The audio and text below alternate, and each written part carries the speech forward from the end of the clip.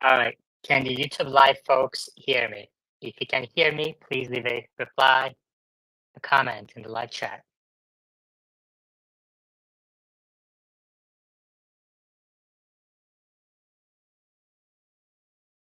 All right. Here we go. All right. Thank you very much, everybody, for coming. Just a quick overview again. Tesla stock is down 1.2%. Stock markets are mixed. Costco down 7%. Oil, $79 per barrel. After today's macro data, non-farm payrolls, which came in pretty much as we expected, including the revisions to January and December reports. The employment market is clearly weakening, even though the headline figure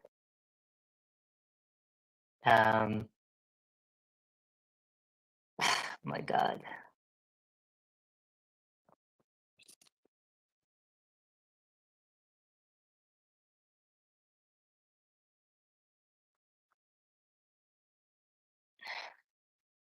This light stream is going to be the end of me.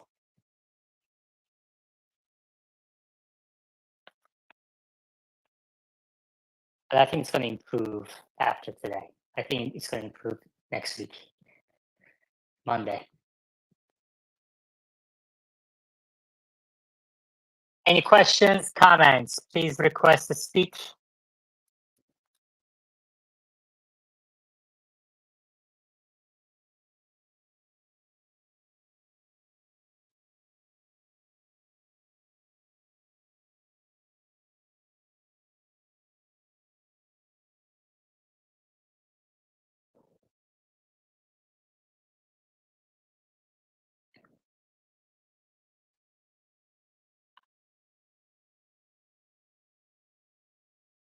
Chip stocks are down quite substantially.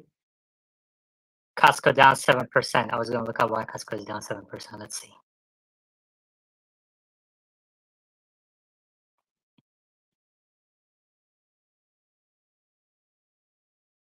Costco earnings. Will membership costs increase in 2024? Costco stock drops after sales miss estimates. Fee hike stays on ice, according to a Wall Street Journal headline.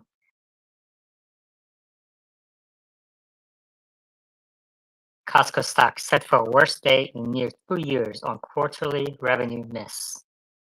Interesting. I wonder if there are any macro implications here. Costco shares were down over 7% on Friday and set for its worst day since May 2022, after the membership-only retail chain missed second quarter revenue expectations and signaled a negative impact on lower gasoline prices. At least 7 brokerages raised their price target on Costco, with Jefferies raising the most after retailers' second quarter revenue rose 6%, which fell short of estimates of gasoline price deflation negatively impacted total reported comp sales. The average worldwide selling price per gallon of gas was down approximately 3.5% versus last year, Costco's outgoing CFO said. The stock just had a very strong run into the earnings print, and so we see this a lot with Costco, where stock will sell off on financial news and then recovers within a few weeks or something, said some analyst. Costco has also seen a pullback in demand for higher margin goods like appliances and electronics. US retail sales had fallen by most in 10 months in January as customers remained cautious heading into 2024. However, comparable sales, excluding fuel and currency fluctuations, saw a 5.8% increase. Interesting. Omar, how are you? Hey, doing great. Are you in the Cybertruck? No, I'm not in the Cybertruck right now, but I have been driving all week. I drove over 1,000 miles. Let's see where we're at now. I'm at 1,279 miles on the Cybertruck. So it hasn't been a week since I got it yet, and I've already driven 1,300 miles. Yeah, it felt like you were living in it. I thought you moved into it, maybe. How do you I like wasn't it? living Any in it, but updates? I was driving it a lot every day. I mean, it's a great vehicle. It's the best vehicle Tesla's ever shipped, and it's actually a really good road trip vehicle. I know a lot of people had concerns about whether it would take too long to charge. Not my experience at all. I drove from Los Angeles to Corte Madera, north of San Francisco.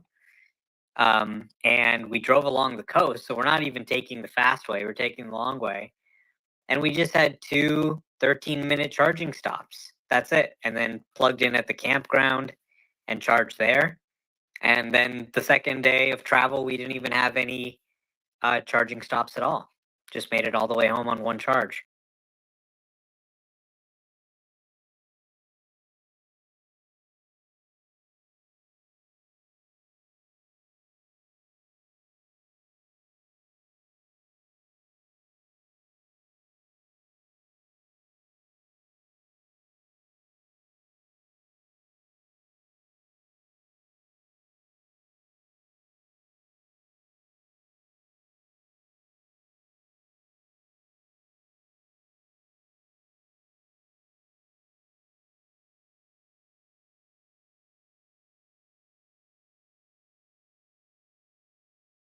Not deployed yet, but we saw Gregor truck plug into some other NACS charger that supported 800 volts, and he was able to get above 300 kilowatts.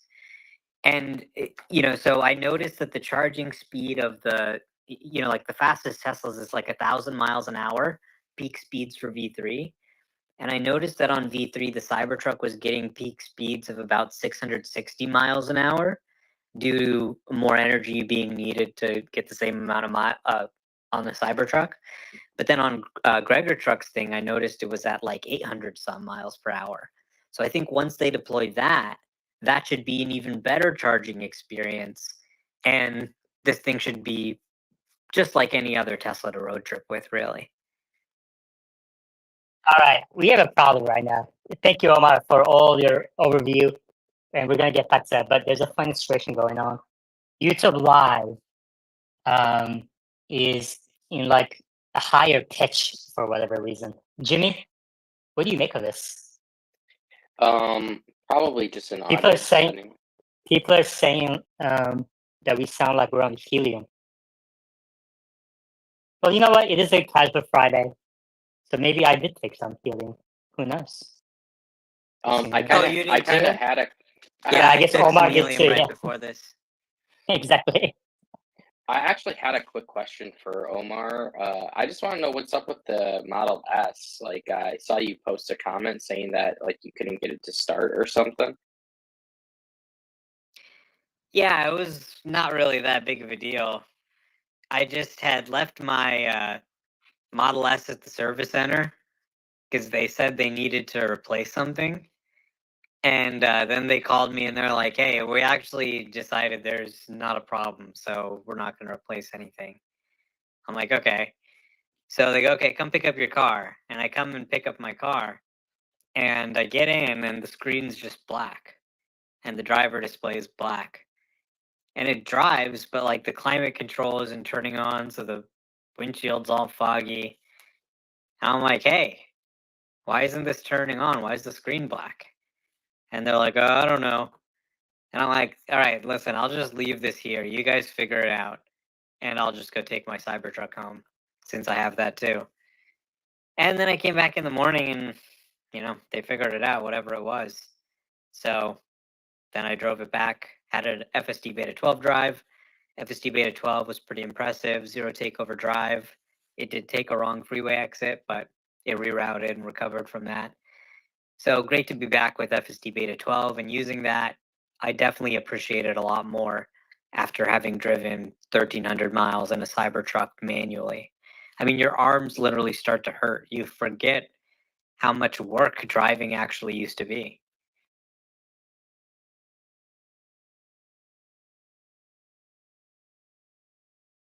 All right, Jimmy, any other questions? Nah, I'm just gonna kind of listen today. Okay. Yeah, that's so funny.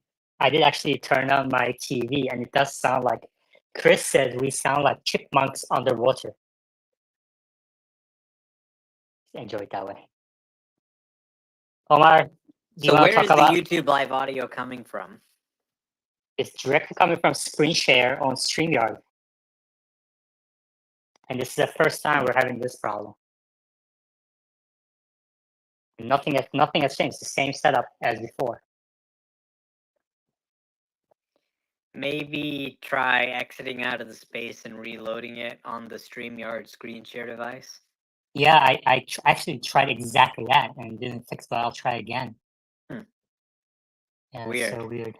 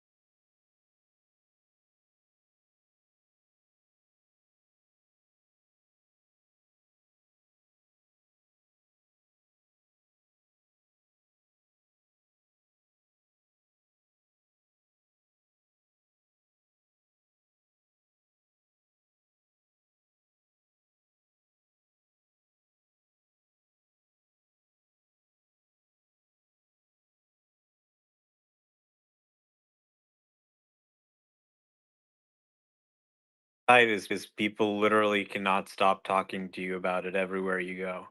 They're just like so blown away. Like I was just at the fucking laundromat dropping off some laundry, and this guy's like parked behind me, and he's like, "I stopped to take pictures of it. It's so awesome." And I'm like feeling kind of rude just getting in the truck and going, but I'm like, shit, I gotta go on Twitter Spaces. I don't have time to talk to you about this. But literally every time you leave or come out, people are like, "What is that?" Like, or "Oh my god, yeah, I have a Model 3. Da, da, da. Tell me, how is it? Can I look inside?" Someone knocks on your window while you're supercharging. "Excuse me, my kids are from Australia. Can they like sit inside your Cybertruck?" Okay, sure. But I mean, it's like $1 billion viral marketing campaign for EVs. It's like I've never seen anybody react to a product like this. How do you deal with the dilemma of V12 versus Cybertruck when you have to decide what to drive? Well, for the last week, I've been exclusively driving the Cybertruck as pretty much my only vehicle, and I definitely miss FSD, but it's the fucking Cybertruck. It's just so fun to drive, and it has so much utility that I can put up with some manual driving. I mean, the steer by wire just makes it so fun to drive as well. And so easy to maneuver that I can forgive it for not having. Waste so much more time and just driving on the highway with FSD, and I'm going not at 87 miles an hour, and it's just flying and just doing it all itself, and I just can sit there and relax versus having to do it manually. I mean, it definitely makes you appreciate FSD more. But it does say right there on the Cybertruck, full self-driving will be available soon in an upcoming software release. I do think FSD 12 is going to roll out to the Cybertruck as well as basic autopilot very soon, and I don't think it's a permanent thing. So I'm not too worried about it, but so far I've been leaning towards the Cybertruck more because it's new. But yeah, I've been testing V12. It looks great. Once 12.3 comes out, I'll probably be driving the S more. And a part of me is hoping that we get 12.3 this weekend because I really want to see that go out to everyone. Yeah, I've actually been thinking about it, and it at the very least, FSD in a very trivial way is like what power steering was to like manual driving, or automatic driving is to manual driving. I think people don't necessarily understand how much strain they're putting mentally while driving. Yeah, I mean, I mean, it's even sort of bigger than just driving or cars in general. It's our cars having the intelligence to move around, of being able to spot things that could prevent an accident and save our lives. So it's definitely underappreciated, but I mean, clearly, people drive most cars manually. I can drive the Cybertruck manually. It's not going to kill me. Maybe I am being like a little bit of a baby saying that I need FSD or something like that, but it is a game changer in terms of what the user experience is like today, having FSD versus not having FSD. I mean, this thing, the Cybertruck, with its level of comfort, once it has autopilot and FSD, game over for everyone else. It's actually really funny. Like I can look at the TV and see what the experience is like in the live chat, and it's like Omar, you sound really funny. And it's going back and forth, so I have no idea what the problem is. All right, helium edition. Helium edition. If you want to hear what helium sounds like, you can go to live chat. How about that? Turn that into a selling pitch. Do I sound more exciting on Helium Edition? Anyway, West 6. Let's see what West 6 sounds like on helium.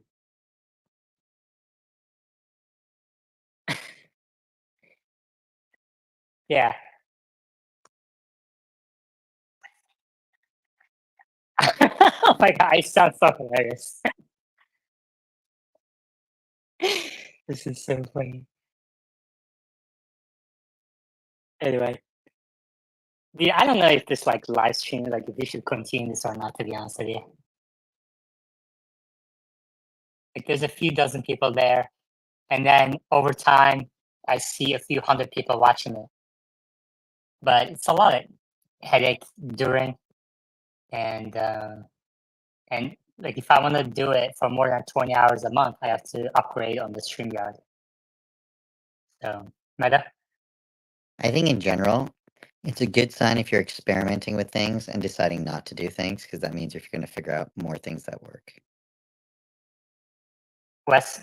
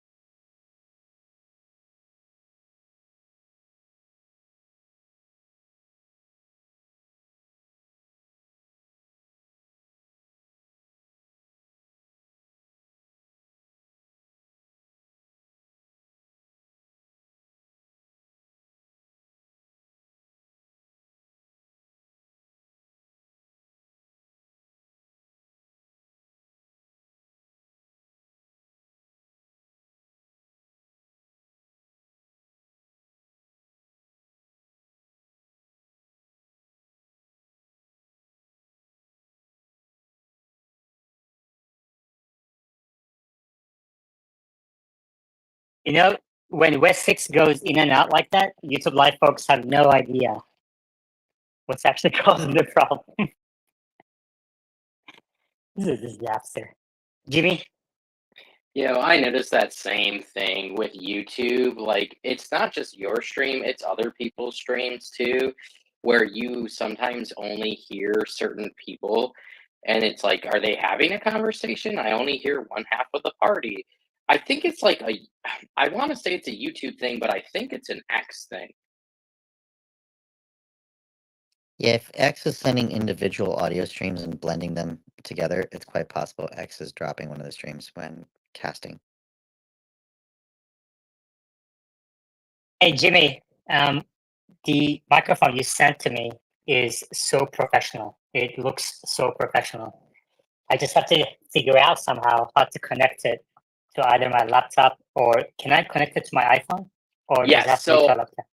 yes, I'm glad you asked that. I actually spoke to a gentleman this morning who is using the exact mic you're using. His setup's different. He's going from his iPhone with a USB Type C to a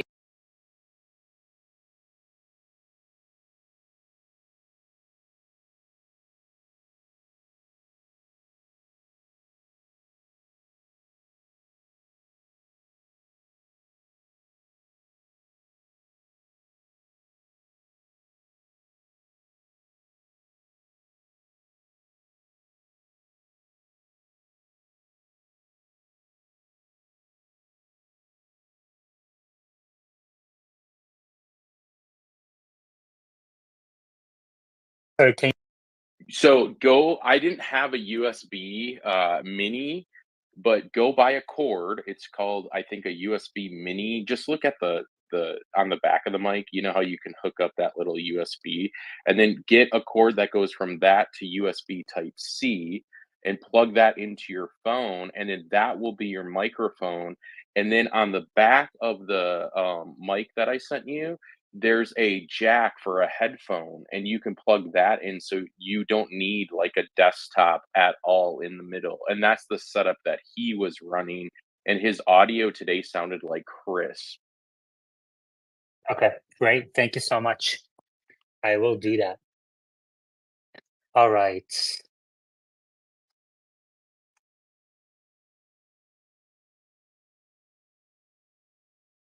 Wes says should be a setting in StreamYard for 48 hertz. But I didn't do anything that's different. You know?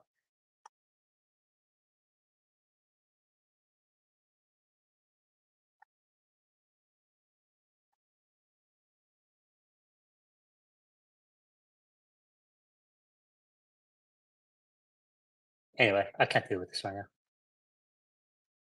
Just enjoy with it. Anyway. Another question for you.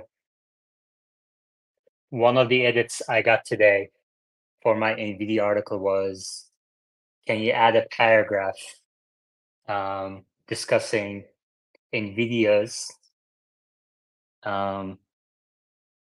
closed source platform versus AMD's open source platform, and how that, how do you incorporate that into the prospects for both companies? What would you say? I think the reason why AMD's is open source is because they don't have as good of a lead, and CUDA is very good. So I wouldn't necessarily. I don't think open sourcing your kernel and AI development is necessarily going to lead to a major advantage. Like, the people out there that are experts in that space aren't necessarily going to come and update your stuff, though there's probably a lot of people in other companies maybe rooting for AMD, and they may come help it. So maybe it helps. I don't see it as a significant advantage for AMD. Do you think it can turn into a significant advantage if they close the performance gap and developers start embracing an open source? Yes. That's exactly what I said. Boom. Here we go. It's not going to be a significant thing, though, because keep in mind, if it's open source, NVIDIA can learn anything they do as well. Mm-hmm. I just don't think the software is going to be a big moat that can probably be closed relatively quickly. It's If the you hardware that's say if you say a couple more sentences on that, Wes is going to request to speak. So keep going. well, I'm saying the hardware is a big moat, right? That is a big differentiator. Just say something like NVIDIA will lose its lead in the next 48 months. Well, I agree with that statement. You already know that. He already knows that. I'm not trying to goat him into a conversation. Well, I am trying. Okay. I I will think say he agrees with that too, right?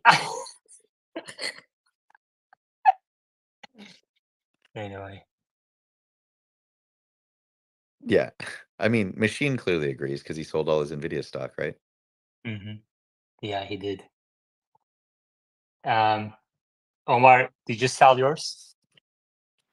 No, not yet. I think open source is a selling point, but it's not a game changer.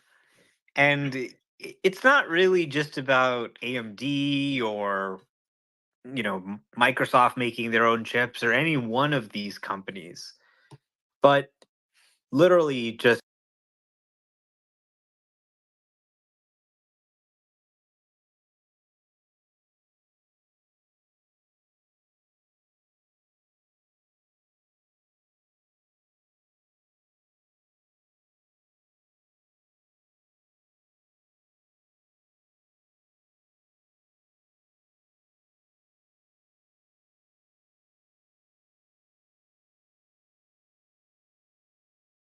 so many people investing. People like the Tiny Corp, people like AMD, people like Microsoft and Tesla, and everybody really, really executing Tiny Corp's mission. I think they said it well, to commoditize the petaflop. So, I mean, Moore's law and history are very instructive of what happens here. Compute only gets more cheap and more available over time. You have never seen a situation in semiconductors where you have a prolonged shortage with, sky high prices like this.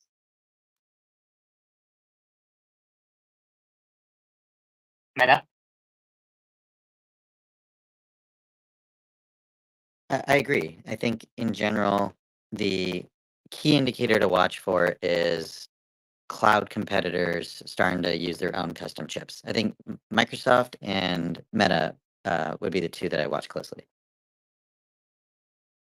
And maybe Amazon to a degree. Did you say after you said Meta because it felt weird? Yeah, exactly.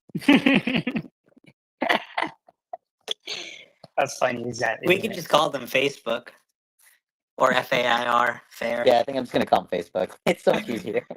It's so funny.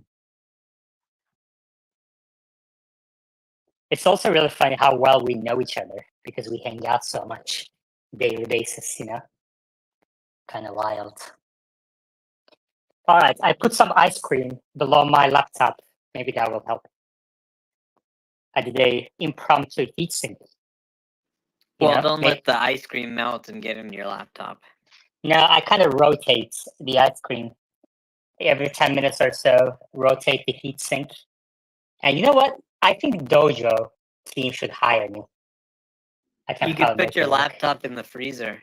Sometimes when I'm exporting a video and I want it to go faster, I'll just put it in the freezer. Well, but the problem is I have to also have it plugged in at the same time. So that's not going to work. Ken Your is freezer asking. doesn't have a outlet? What kind of cheap freezer do you have? Ken is asking what flavor. Let's see. Creamy Creations. Churned. Peanut butter cup. I was going to say, only Yaman would buy an ice cream flavor called Creamy Creations.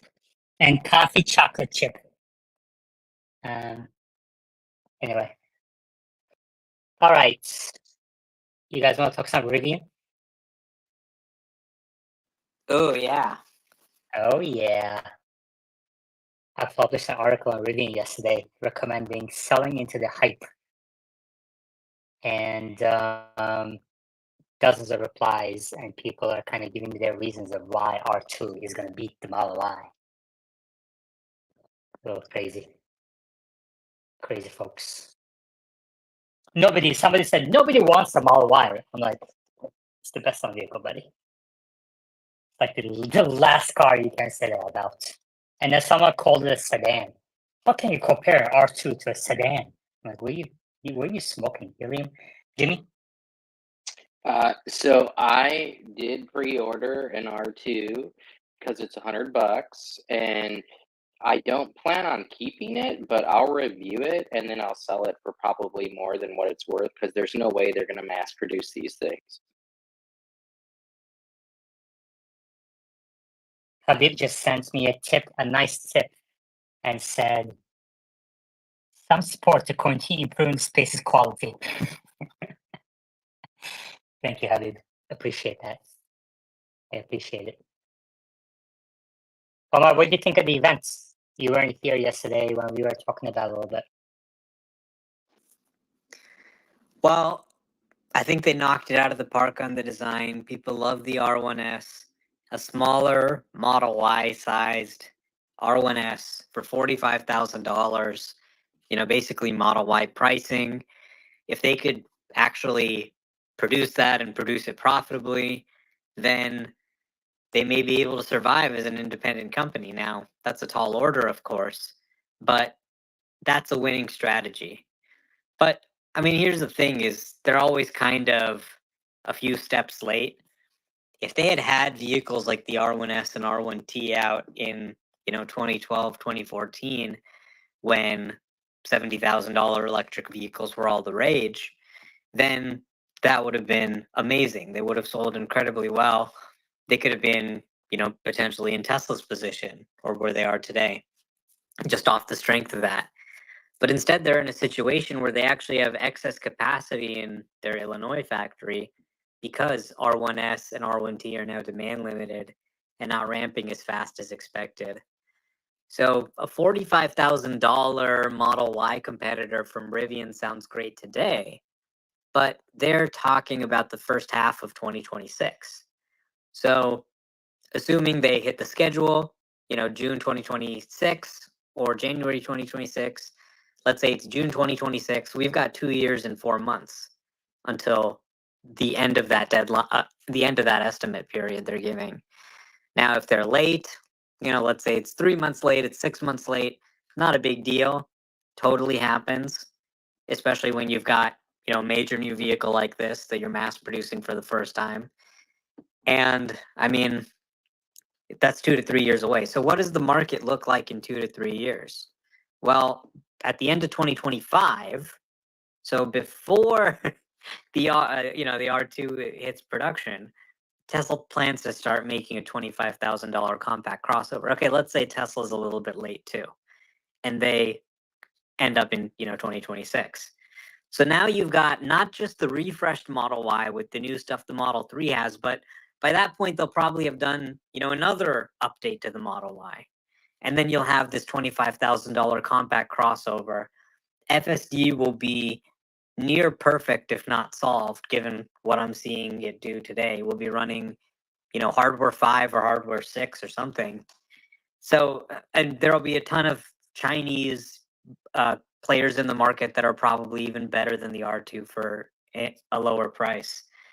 So that's really the question: is what does it look like then? I mean, they knocked it out of the park on the design. Customers seem to love it. They got 68,000 pre-orders, which I think is pretty good.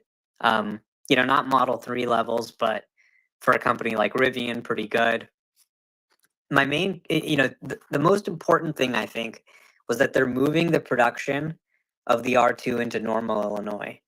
Having to ramp up that Georgia factory and make that a prerequisite for R2, that not only cost them time that they can't afford, it also cost them money. Rivian said they're going to save $2 billion moving it into Illinois rather than Georgia. Now, they say they are still committed to the Georgia factory. They're going to end up ramping that one to really get to volume on the R2. But bringing it into Illinois should de-risk that significantly. I expect them to raise money on the back of this reveal and the strength of the enthusiasm around the product right now. Because as time goes on, right? So now the question is really, what do the next 2 to 3 years look like between now and the start of the production of the R2? And it's only going to get tougher. And as people see the reality, I mean, ramping up the Model 3, the first mass market product for Tesla, nearly killed the company. So it's a very challenging thing to do. It doesn't mean it'll necessarily be as tough for them, but in many ways, the market is now tougher, more competitive than it was back then.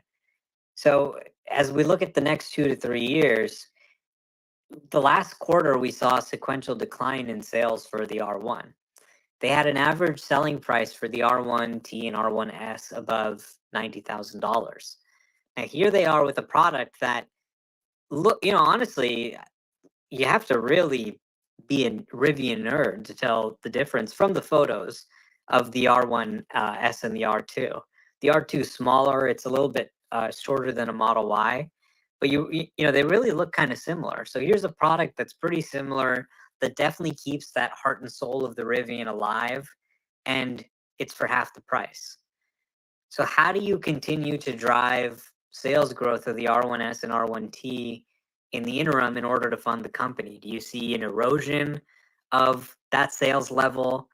Maybe this is why they've been guiding flat for the year, because they knew, okay, we're about to unveil the R1S and R1T, and probably a lot of people are going to want to buy that for half the price, maybe buy 2 of them instead of buying an R1S today.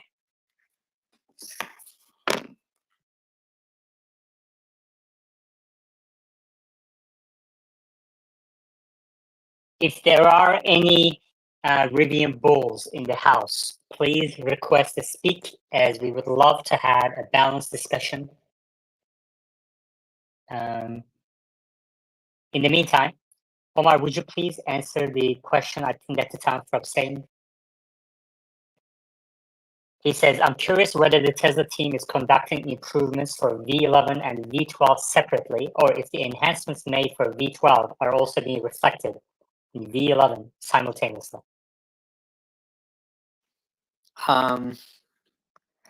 Well, V12 and V11 are separate.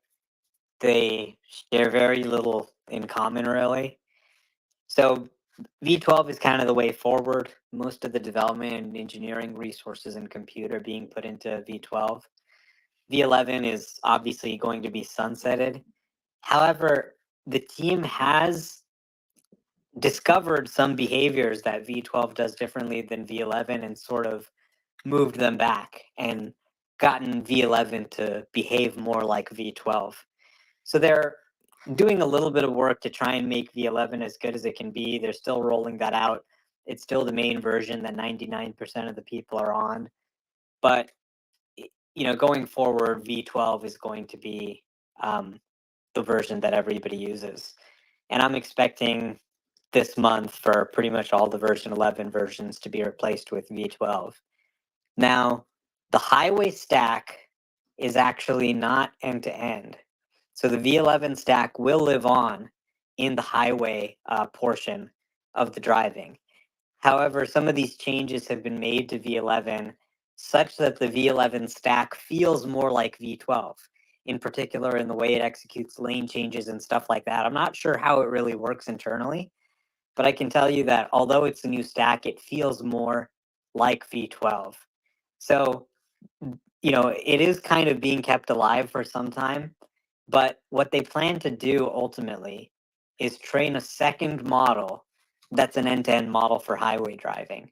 So once they do that, we should see a big leap forward in highway driving.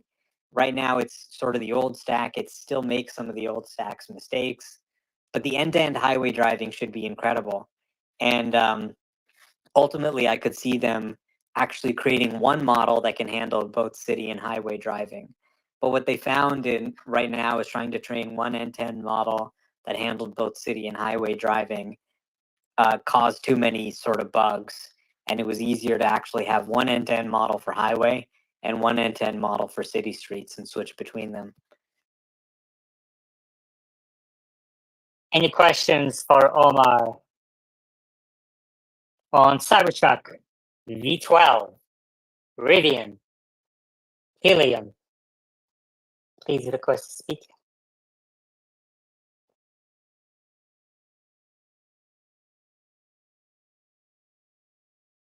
Jones One says the presentation was amazing. It felt like an Apple event. He ordered his R2, but he was pre-ordering an iPhone.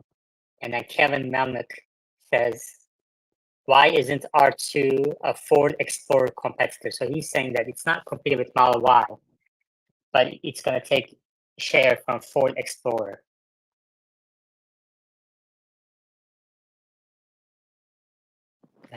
I mean, ultimately, we're competing with ICE. If someone makes a great vehicle and it makes people want an EV instead of an ICE vehicle, that is the ultimate battle we're facing. Once someone's on the EV side, they're way more likely to choose any EV. So, I mean, there's a tendency to say, okay, Tesla versus Rivian, but it's really Tesla and Rivian and BYD versus everybody who's fighting and playing dirty to try and kill them. So Tesla's worry is not Rivian. Their worry is really OpenAI, actually, right?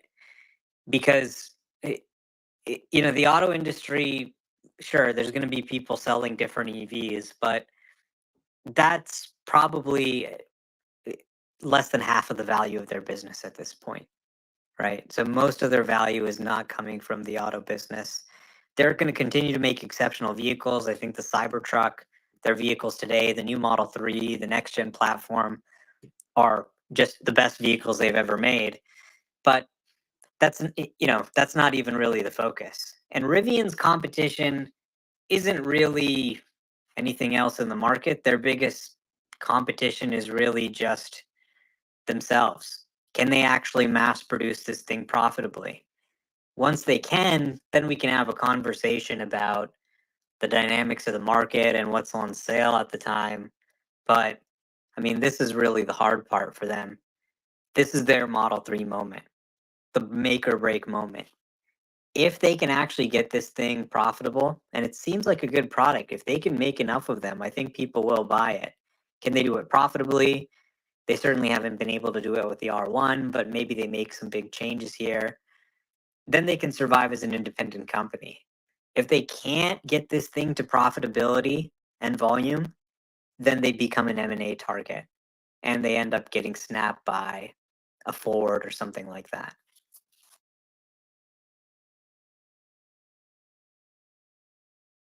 Yeah, a lot of people are kind of circulating idea that the Rivian will be bought out.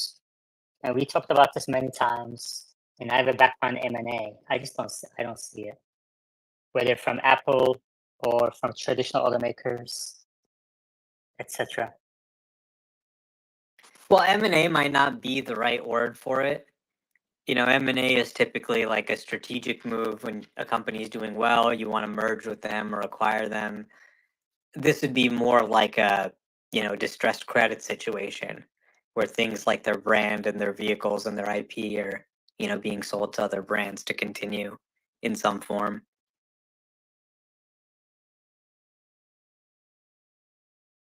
I see we have Telescope in the audience. If he can come up and discuss V12 or Cybertruck or anything else he would like to talk about, he's welcome to do so. I see Alex as well, if he wants to come up and talk about it. Omar, did you say you're still holding on to NVIDIA? Yeah, I am.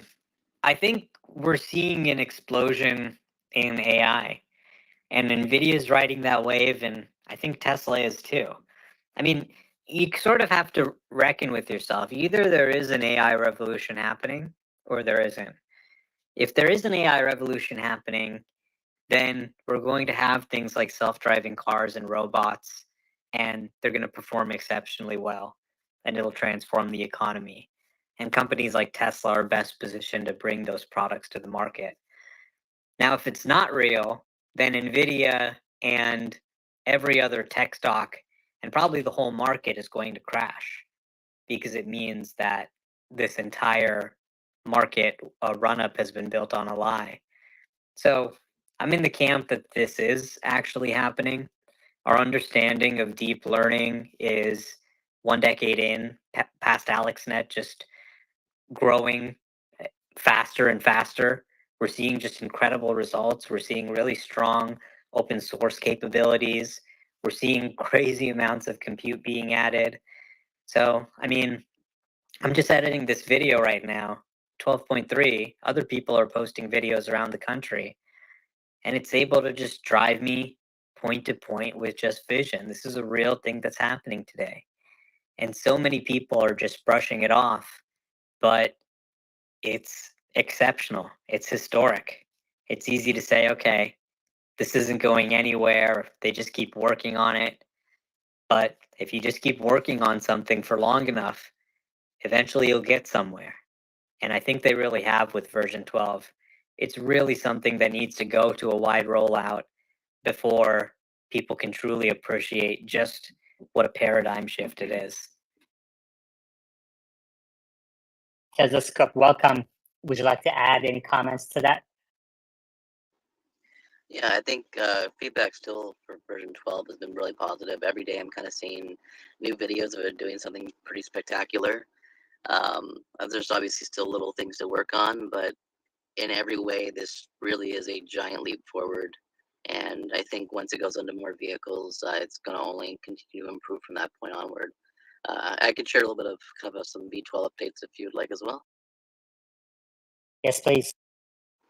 So about 3 weeks ago, I had kind of mentioned that if we didn't hit the deployment goal that we previously had for this last weekend, that it was a very good chance that we were going to see the next FSD update to be on the 2024 branch, because we're currently been on the 2023 .44.30 branch for about almost 2 months now.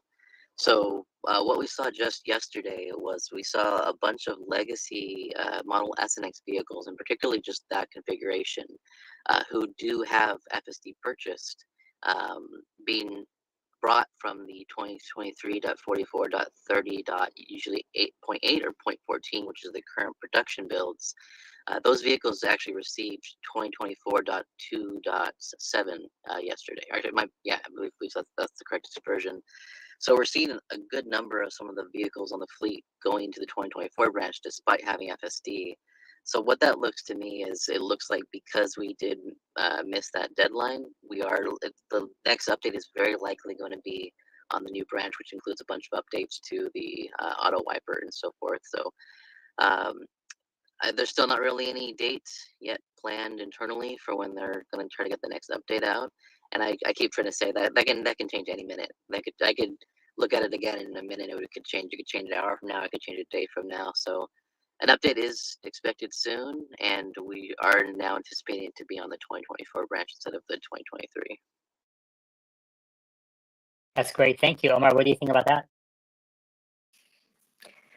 I'm just wondering when we're going to get 12.3 rolling out to more people, including me. I'm really excited for it.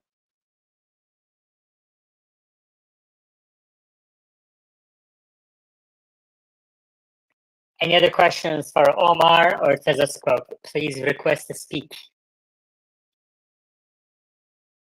So Telescope, you expect a V12 rollout, wide release this weekend. That's what you said, right?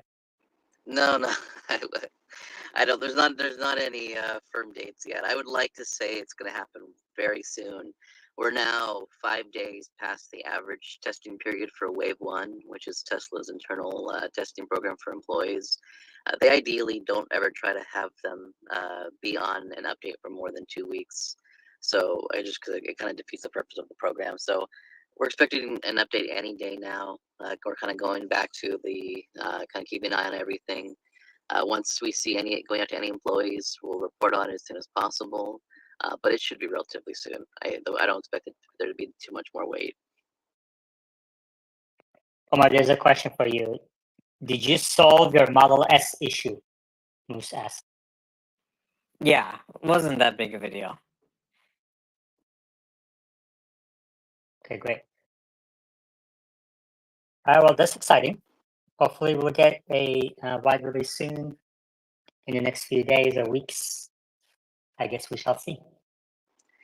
I did get confirmation, I think 2 days ago, that issue that they did resolve, unrelated to the actual incident and so forth, was there were some confusions that were being caused by V12 in some parking lots with the kind of like the median, with the car not treating it as correctly as it should, which was resulting in some disengagements.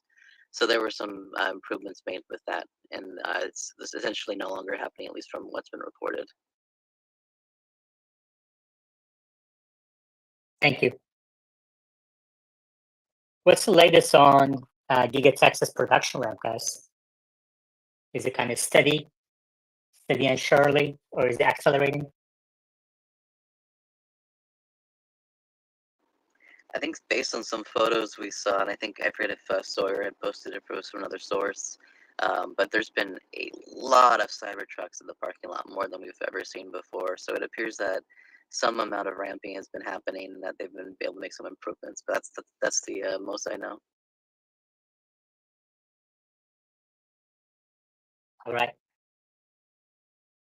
Omar, today Spotted Model posted a listing for a Model 3, used Model 3 at $16,000 in Florida, and it includes full self-driving.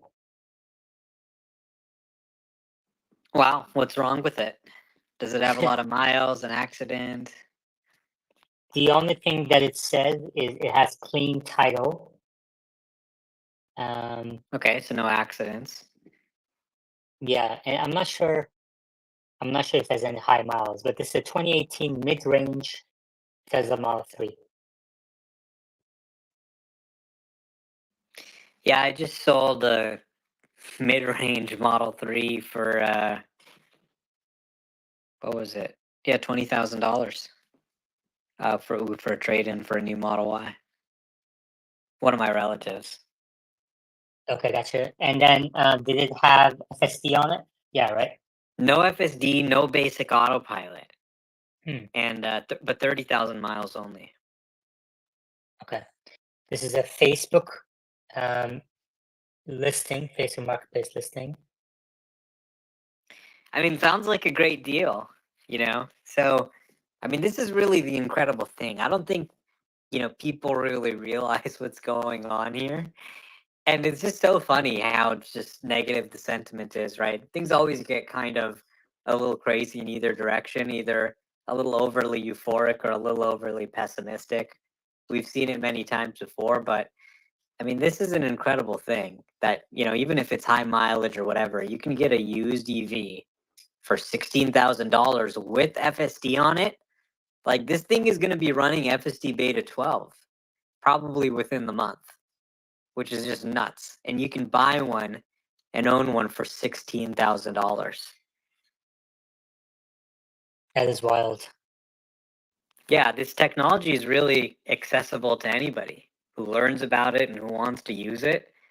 You can just find a used Tesla and get it and just have it drive you around and get free software updates, and it gets better and better. Harry, go ahead.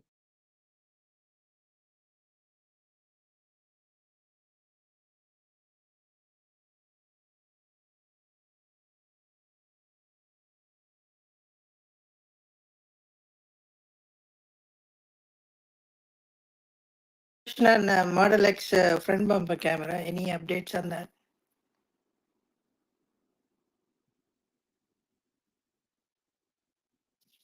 One guy did say that that they were holding his order for a front bumper camera. So there does seem to be a little bit more smoke there. We haven't seen anything official on the website or anything like that. One thing I can tell you from the Cybertruck is I'm a huge fan of the front bumper camera. It makes parking so easy compared to not having it. So forget about even autopilot or 3D Park Assist or anything like that. It just makes it so easy to park yourself and see exactly where the front of your car is and not hit anything and park right up against the wall. So I really love the front bumper camera. It's super cool how you can just slide between the front and the rear by swiping it. And I hope they just make it standard on every model. Adam Wood. Hey, I just wanted to add on to that I had a Model 3, a 2018 Model 3, that I sold for $10,000 to CarMax. They actually said that they were going to auction it, so don't forget to check auctions for Model 3s if you're looking for a really good deal. There was no problems with my car. It just had 250,000 miles on it. Wow, 250,000 miles. That's impressive. Yeah, it was a fun time I had with it. What did you do for 250,000 miles? Were you doing like rideshare or long distance travel or? Long distance travel. I drove to Texas multiple times. I drove to Florida, up north to New York, and I lived in North Carolina at the time. That's awesome.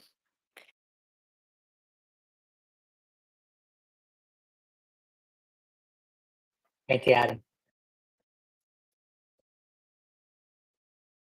Omar, did you watch the live stream by Tesla discussing the new Model 3?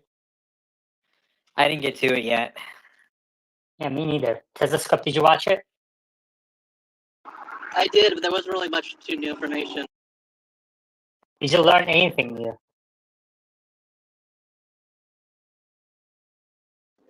Not really. There was a lot of kind of good general information, but a lot of stuff that everyone kind of already knew.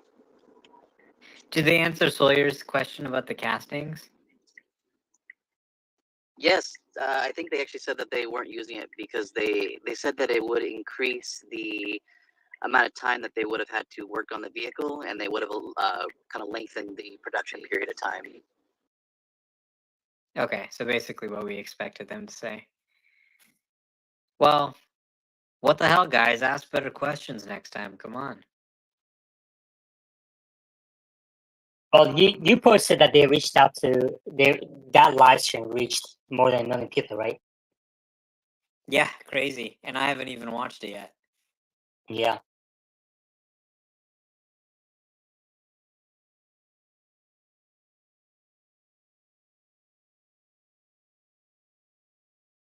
Do you think they're having any sort of does this indicate to you that they might be having any sort of demand issue for the Model 3? No. I mean, they have a supply issue, actually. So Mm-hmm. China's fine. Europe's fine. They need to increase supply for the North American market. They seem to be having issues with white interiors and long range cars. If you want to order a standard range, you can get that this month. If you want to order a long range, that's out to May. You know, so they're definitely supply constrained right now. They need to sell more Model Y. They need to sell less Model 3. So that's why you've seen some of these price changes and incentives. I think they just want to show people how great the new Model 3 is. I was at the Tesla yesterday and there were just people crowding around it. They were giving demos, showing people how to change the wiper blades and air filters themselves. Having a little class there at the location, and there were people who had just bought their car there. So yeah, I definitely don't think demand's a problem for the new Model 3 right now. Supply is an issue. Once we start seeing them offer a lot more incentives and discounts and adding the new Model 3 to the referral program, then you'll know supply is getting closer to equilibrium.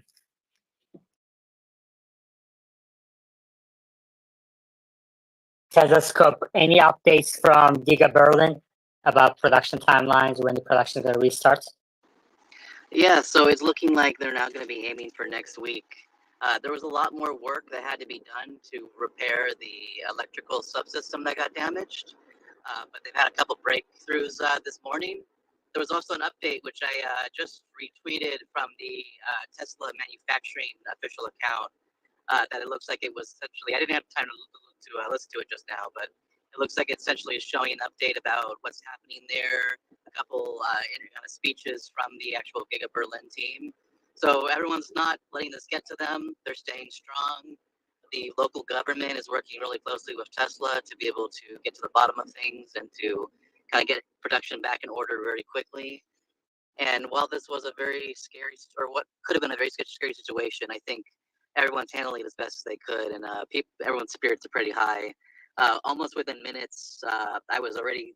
I actually was receiving messages from people who worked there who were immediately being talked to by the actual factory, by the executive team there, and staying an update. So they were working very hard to keep everyone in communication, making sure everyone knew exactly where to go, where not to go, and again, I think we'll move past this. Things are looking all right, and production should resume pretty quickly. So I'd say even by about Monday next week. Thank you. I appreciate that. We have a question for you. First, a note from What's Your Ride that says, the video with Lars and Franz mentioned new airbags in between driver and passenger seats to prevent heads from bumping in the event of a side impact. And then a question by Waves of Life James for Telescope. Why are there 4 current 11.4.9 releases, and why are all 2023.x.x branches not being moved to 2024 branch? There's a lot of reasons for that. The biggest reason for why they weren't initially brought to the 2024 branch was because Tesla still intended and was expecting to have everyone who was eligible to receive the first version 12 updates, which are still, at least for this moment, on the 2023 branch. So that's kind of the reason why they held everyone back.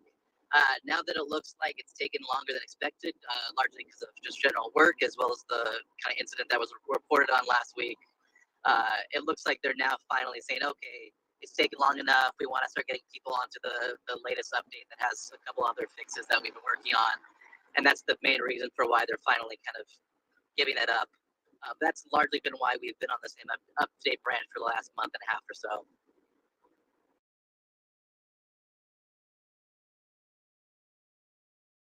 Thank you. In the meantime, markets closed. Tesla closed $175 per share. Dow Jones and S&P pretty much flat. Nasdaq down 1.1%. Nvidia down 5% today. Costco down 7%.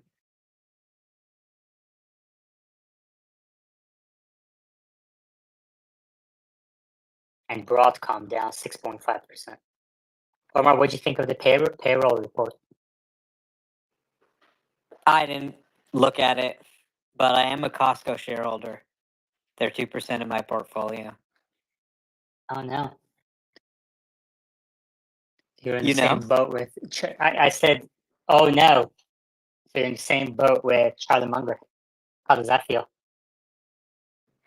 Not so good, I guess. Not so good today. Yeah, it's been doing well though lately, right? Any questions for Omar, Telescope, or macro analyst? Please request to speak.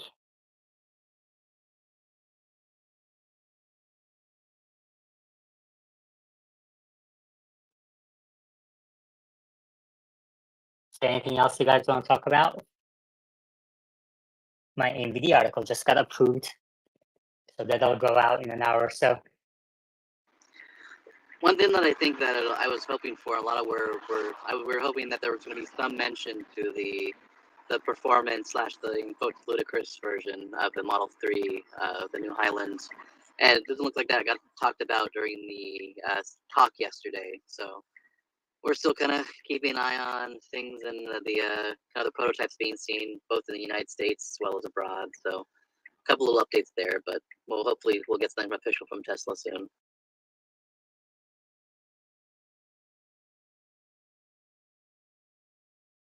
Omar, I've been getting some replies and comments and other questions about BYD lately. People are seeing BYD's prices declining quite a bit, introducing model after model below $20,000, some as low as $11,000 for a hybrid, and an EV $14,000. Are you concerned as a Tesla shareholder about BYD? No. I think BYD's doing great stuff. Their customers don't really overlap with Teslas that much today, frankly, as even BYD will admit. They say we have maybe like 15% overlap. BYD does large commercial vehicles like buses, which Tesla's not really deep into yet. They do, huge fleet sales in the Chinese market to municipalities and things like that. They have a lot of lower priced vehicles, and they've really proved out the demand at that price point, which I think is really exciting for Tesla's next gen platform. They're also a supplier to Tesla. Tesla buys batteries for them. So, we're really in the phase of the market where the number one competitor is ICE. The number one competitor is the idea that I shouldn't buy an EV at all because they suck, or they're too expensive, or there isn't a good one for me, or they don't have the type of vehicle I want, or the range isn't good, or whatever people's reasons are for choosing another ICE vehicle. That's really the main thing. We have to get them over to the EV side. Now, if we can get everyone over to the EV side, then a lot of them are going to choose a Tesla because Tesla makes the best electric vehicles in the world. They mass produce them at a scale that nobody else can match, and they're insanely affordable. So they're an extremely tough company to compete with, and I can see them taking 20% of the market or more. Now, we need to get to a place where people are looking at EVs by default, and that's really an uphill battle. So I think that's only really going to happen post autonomy, when people aren't really choosing and all these concerns go out the window. So, EV hardware will be commoditized, absolutely. It's much, much simpler than the internal combustion engine and the hardware associated with that. So, just as we've seen prices of many other consumer goods continue to fall, I expect EV hardware prices to continue to fall. As the software becomes an increasingly large part of the value share of the product, you're going to see people actually pushing EVs to a profit margin close to zero or even negative in some cases, because the value of having that person in your software ecosystem will be so great that the cars will almost just become a loss leader just to pull people in.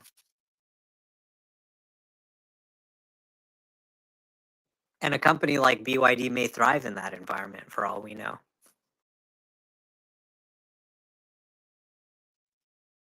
I guess we shall see.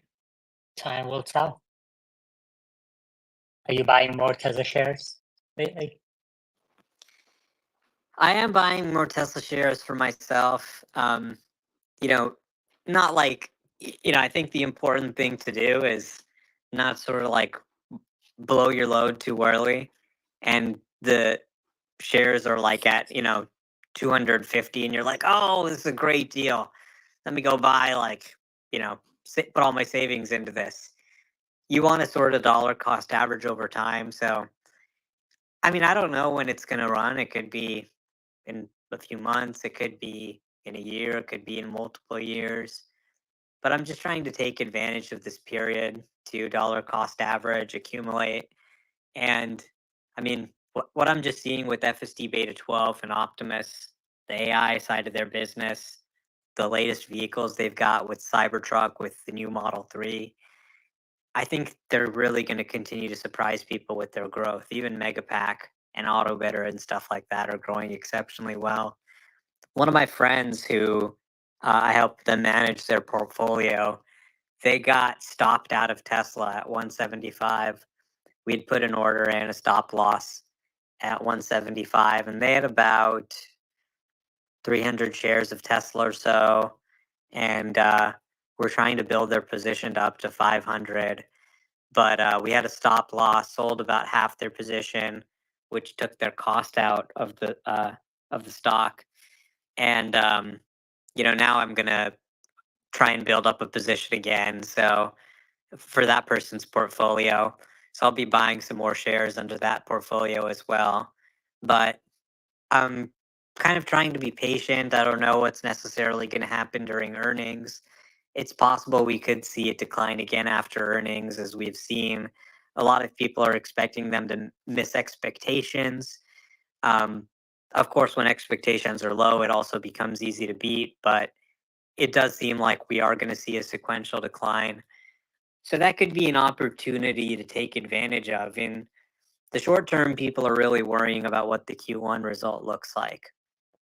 Long term, when you look at FSD 12, you look at all of the AI efforts that are happening, you look at what they're doing with Dojo and their NVIDIA cluster, whether they deliver 425,000 or 475,000 or 500,000 units is kind of really neither here nor there. Obviously, it's better to be able to produce more to be able to sell more, but it doesn't really change the long-term thesis all that much for me. So I'm trying to continue dollar cost averaging in over time. I see a lot of negative sentiment. Things always sort of swing way too far one way or the other. You can see people get too euphoric, and at the same time, it's a reinforcing cycle, right? When a stock is going up, it's going up, so more people want to buy it because it's going up. Then that causes it to go up more. It's sort of this virtuous cycle that just drives things higher. Going down, it's a vicious cycle. You see it go down, that scares more people. They want to sell. You have all this negative sentiment, right? It's common to hear people say things like, Elon isn't working at Tesla. He's only playing Diablo 4. Well, okay. So, Model Y just became the best selling car in the world on its own without a CEO. That's pretty impressive, right? FSC 12 is just getting the results we're seeing and there's no CEO. Wow, incredible. People think just because, okay, this is what he's tweeting about, so this is what he's spending time on. And, just sort of a lot of misconceptions like that, a lot of negativity that we've seen many times before and always presents a good opportunity. Like a lot of these people who are complaining, they're the people who buy high and sell low. They buy at the peak when everyone's overexcited, and they sell at the bottom when sentiment's negative. But what you want to do is try and find when the market's wrong. And the market is actually wrong every day, right? Because if the market wasn't wrong, then the price would stay flat. There would be no new information to price in. But literally every second, minute by minute, the price of these securities change, reflecting new information, reflecting that essentially the market thinks it's wrong compared to what the expectation was a second ago. And I think Tesla is one of those situations where the market is way, way off. This real world AI, the ability to move around, have a computer move around, is way, way more reliable than anything we've seen in the AI field. I asked ChatGPT, hey, make a YouTube cover image for me. I want to make a YouTube video. I want you to make a cover image and show me and my dad driving around. I'm driving my dad around in the Cybertruck. And it generates an image, and it's my dad driving the Cybertruck, and I'm in the passenger seat, and I only have one arm. And I go, okay, well, can you actually make it so I'm driving and he's in the passenger? Then it generates another one. I'm like a little kid. And there's like some weird letters spelling some word like Yoofdoob. And I'm like, hey, can you not write Yoofdoob at the top? This is what's supposedly worth $90 billion, okay? It's not taking anyone's job. It's, kind of useful for some things, but greatly overhyped in reality and not ready to have that reliability level needed for serious work that can actually replace a human. Meanwhile, you look at what Tesla's doing, they have hundreds of thousands of cars and they're striving for perfection. They're striving for that level of reliability. And they're productizing this. They own the end user. And they plan to just sort of even do the training silicon themselves. They have Pete Bannon in it. So I see this as a company that is going to grow faster than Apple. Yeah, I know, hard to believe that self-driving and robots could actually see better growth than the iPhone 79, which is like the same as all the last 10, or the Apple Vision Pro computer you strap to your face. But I think it'll grow faster than Apple. I think it'll grow faster than Microsoft. I think it'll grow faster than Nvidia. I think it'll grow faster than all of these tech companies and become the most valuable company in the world. Now, I know it's not a sure thing. That's why it's only about 30% of the stocks I pick, 15% of the equity. Maybe it happens, maybe it doesn't happen. It kind of looks like it's happening to me. But, if it doesn't happen, then it's not the end of the world either. So I think they're being severely underestimated, as they always are, because they don't have PR people. They don't have advertising people. They don't waste their money just fluffing people up, trying to kiss ass and get people to say good things about them. They just do their damn work. and they do it well, and they don't care what people say. So that's why they're just chronically underestimated. You can see it over and over again. You can see it since the day of the IPO. And, people just, the more negative people get, the more bullish I just feel. Thank you. Any questions for Omar on V12, Cybertruck, Tesla stock price? You're welcome to request to speak. I see Chuck Cook posting about, he says, today there are no less than 3 different Tesla ADAS drivers doing multiple unprotected left turns over and over in his area. Many will be glad to hear that they are also using at least 4 different intersections to cross the 3 lanes of high-speed cross traffic to add diversity. What do you make of that? Do you think they're kind of using his intersection to test against previous versions of the software? I think they want to release 12.3 this weekend, and they want to release it to Chuck. But they know Chuck's going to make a video, and they want it to be good. They want it to be a good video. So that, this is one of their cases that they've put in like their book of like, okay, here's a really tough unprotected left with fast traffic and low visibility. So this is one of their test cases. They've tested other versions on it. This to me is a sign that 12.3 is about to go out. And I mean, this is like the sleeping dragon. People are just acting like they've forgotten about this. This has been in work since December 2022. Okay, so for 1 year and 3 months, they've been working on this, and it's finally ready. It's in the hands of me. It's in the hands of others. They're saying, okay, not 100% perfect, still some issues, but exceptional, mind-blowing. It is just taking it to a whole new level. It's fixing so many issues that have just driven me crazy for years and been in every version. And once they roll it out, it's going to be huge. And it'll enable them to then go international and do that without having to port all those 300,000 lines of code over for the international markets.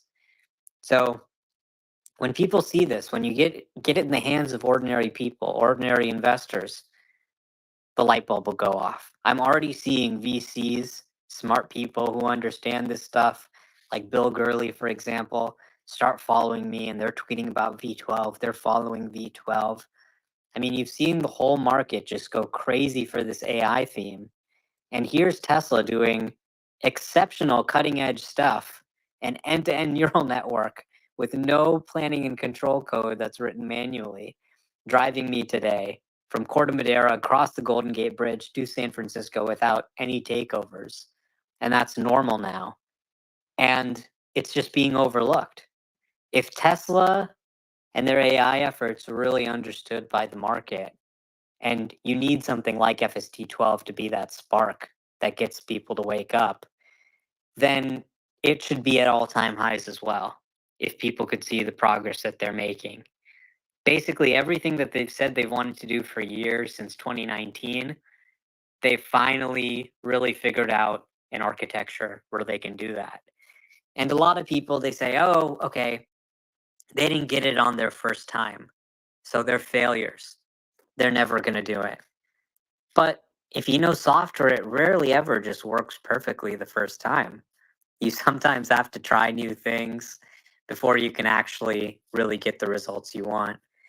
And they're going to keep trying. They're going to keep going. And they're going to make millions of cars on the road have the most advanced capabilities out of any car you can buy. And once they go international, so okay, let's say by March they start scaling it out. By the end of the year, rolling it out to Europe and Asia, and we now have the regulations in Europe finally updated, which is huge. So it'll actually be legal to have FSD beta in those markets. And let me tell you, these guys' jaws are going to drop to the floor. The autopilot from 5 years ago that they've been using, and suddenly it gets replaced with FSD beta 12. I mean, they're not going to be able to believe it. Suddenly they then go from 33% of their customers being able to access FSD beta to 100%.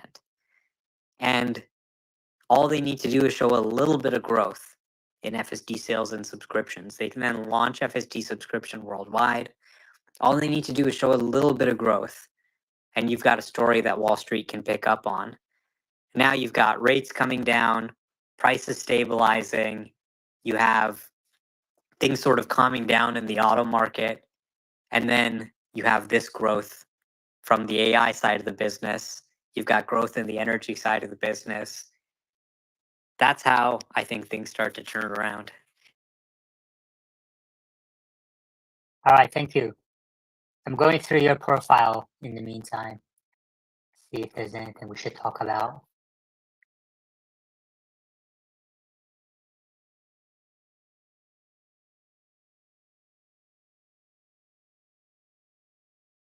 Did you watch Bill Gurley's episode 4 on FSD 12? No, I need to watch that. I haven't I've either. been, I've been driving in the Cybertruck all day, so I've been missing out on a lot of stuff.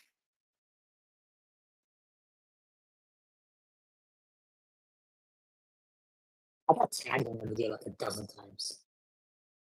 Like, does he say actually knew that Omar doesn't tell us anyway?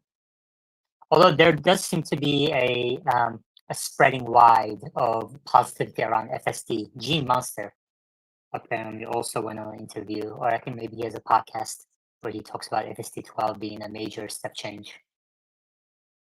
So V12 is going to improve rapidly.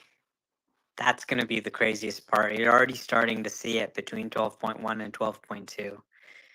Just a lot of those issues are just disappearing fast, especially as they bring more compute online. So this is going to be a holy shit moment for people.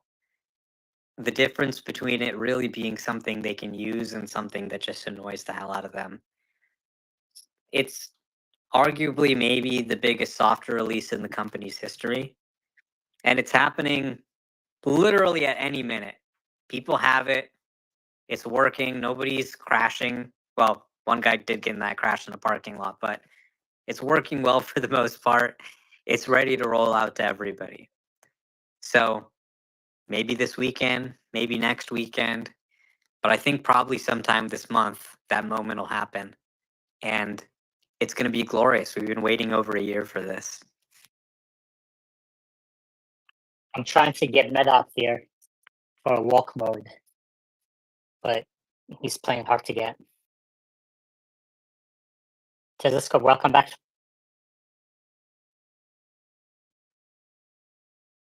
Are you feeling better from your sickness? I did have that almost about a week and a half rough period of time where I had that kind of sore throat, but I've been doing a lot better. My fiance and I were both kind of sick with something, not COVID. We took a couple of tests, but there's been something going around apparently, both on the West Coast. So even our friends up in Seattle, who we haven't seen in months, so not directly got it from each other. They've been having the exact same symptoms last week, so something was going around. All right, I see that you exchanged some replies in the comments. Is there something else you want to add to your earlier comments?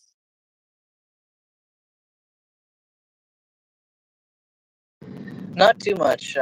Later today, I'm going to be discussing briefly a little bit about the Roadster, and then I might share a little bit during Omar's office spaces, whenever that's next. But that's pretty much it.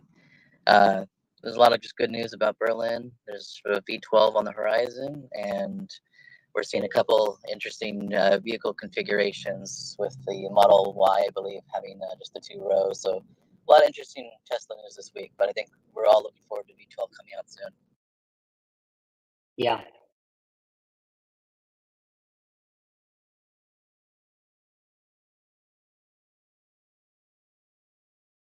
Omar, are you going to get the base camp for your Cybertruck? I mean, it's a little pricey at $3,000.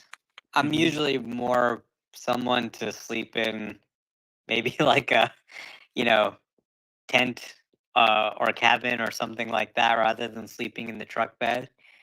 But I do know one guy who has it, who lives in my area, and it seems pretty cool. If you do have $3,000 to spend on a tent that goes in your Cybertruck, the cool thing about it is it mounts onto the bed rack, so they have these sort of like hooks on the bed. So you mount it in there, and you still have the space underneath for all your gear, your cargo bands. You can plug some stuff in. You can plug in a stove, a camp kitchen, that kind of stuff, and cook and use an electric stove connected to your Cybertruck, and still have the tent there. So it's pretty cool. It's pretty much just like, those photos they kind of mocked up at the Unveil in 2019. But now it's actually a real product you can buy. So I don't think I'm gonna buy it for $3,000. It seems a little bit pricey, but I do kind of want one. If they made it a referral reward, I would probably try and get it. Yeah. All right. Any questions, comments, either for Omar or Telescope? Please request to speak. Also, we have macro analysts on the board. I might do, so macro analyst, my macroeconomics account. I might do a space later tonight or tomorrow on macroeconomics. If you want to join that space, follow macro analyst. I'm trying to minimize my macro tweets on value analyst because I think most people don't really, they just want Tesla content on this account. So I create a separate account. But isn't macro really integral to Tesla as well? It is, but people just don't. I don't. I agree, but it seems like I would estimate the number of my followers or the percentage of my followers interested in macro tweets is only a few percent. So I don't want to bother the other 90+% that they don't want to see the macro stuff, which is fine. But if there's any questions here about it, welcome to request to speak and ask questions if you want. Tesla height.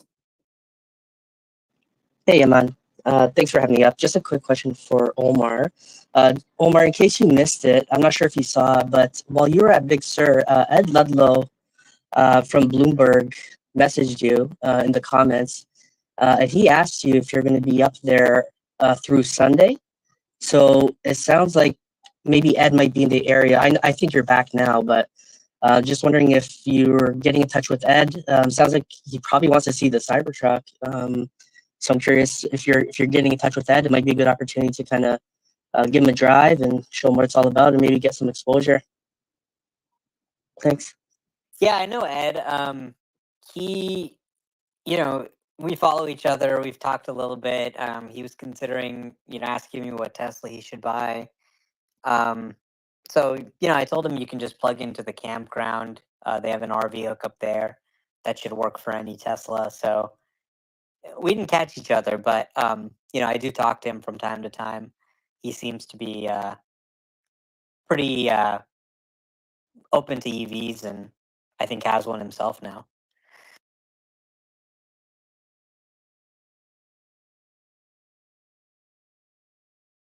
Any other questions, comments? Please request to speak. I think we covered everything. 90 minutes on a slow day. Not bad.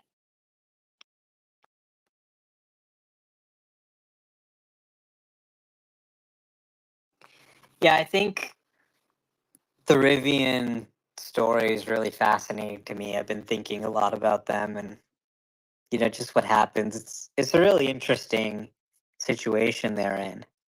Trying to ramp this thing, dealing with the cash burn they're seeing, sort of having to make adjustments to stretch those dollars out. I think everybody's rooting for them to succeed, but I mean, ramping not just one, but essentially 3 new vehicle products like this, when you're basically running against the clock, is extremely ambitious. I expect that we're probably going to see them head to capital markets for a raise relatively soon. And it'll be interesting to see how the market reacts to that. But it's probably important to do that right now, other than when you're in the thick of the R2 ramp and reporting is more centered around the challenges of the ramp rather than the unveil. Okay, if I'm going to leave YouTube Live up, but I'm gonna go for a walk, and as long as YouTube Live works, it works. Otherwise, you all are welcome to just switch to X Spaces, which is fine. And we can do another half hour, an hour on walk mode. So, What some people do is they just go live and they just go to sleep, and they just wake up and they have all this money. really, did they really do that? Yeah, like especially if you just fall asleep on accident, then Yeah, maybe- sometimes the stream maybe- just blows up. You get Yeah, 5 maybe I'll- million viewers. Maybe I'll go to sleep accidentally one night. And do I need to film myself too? Like, do I have to let people watch me as I sleep? Yeah. Oh, okay. I'll think about it. Adam? Hey, just a question. Are there any insights into reverse summon and summon? Do you think that the recent incident possibly will accelerate the development on those two fronts?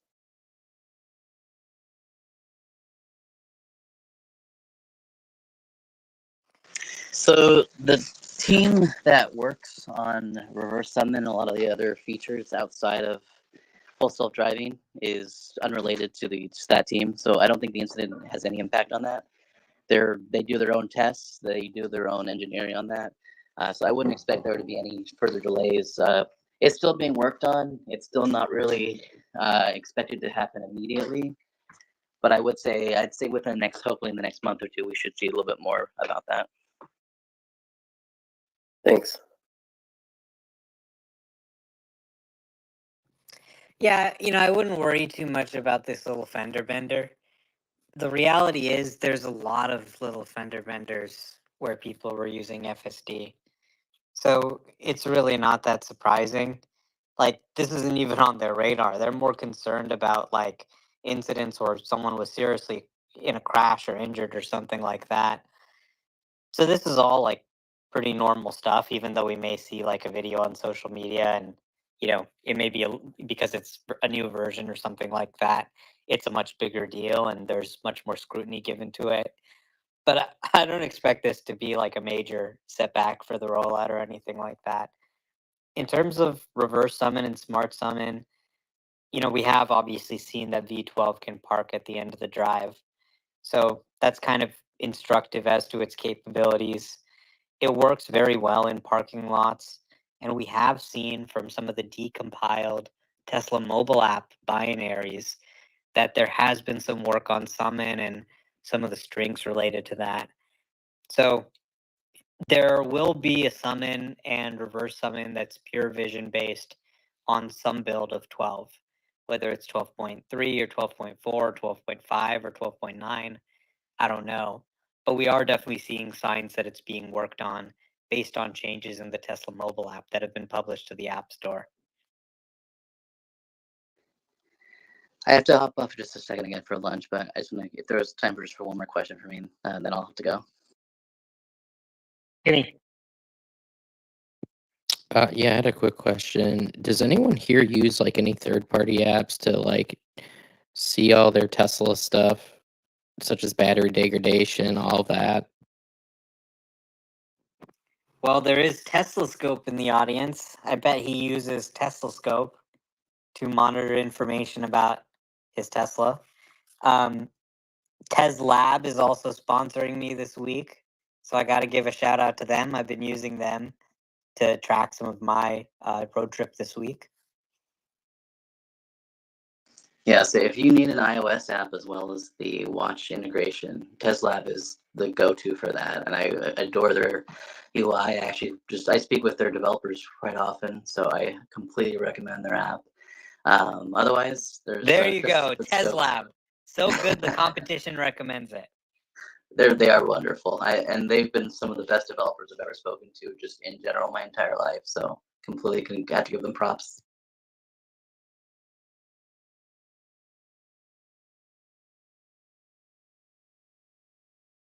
Okay, I'm going to end YouTube Live, we're going to continue on X Spaces for a little bit more. Sorry for the interruption to the people on YouTube Live. You're welcome to join us on X Spaces. I'm going to go for a walk. And so let's do that right now.